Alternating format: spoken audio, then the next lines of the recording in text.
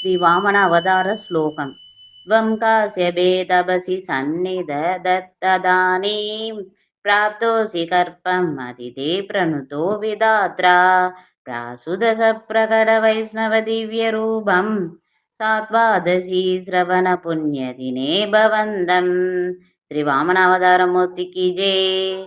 त्वं कास्यपेतपसि सन्निधत्तदानीं प्राप्तोऽसि गर्भम् अदिते प्रणुतो विधात्रा प्रासुदसप्रकटवैष्णवदिव्यरूपम् सात्वादशी श्रवणपुण्यदिने भवन्तम् श्रीवामनावतारमूर्तिकी जय।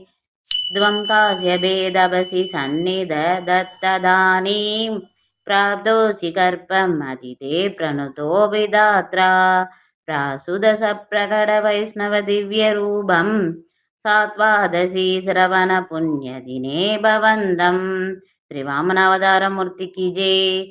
नारायणाय गुरु भगवन् नमस्ते। सर्वत्र गोविंद नाम संकीर्तनम् गोविंदा गोविंदा। श्रीहरे नमः।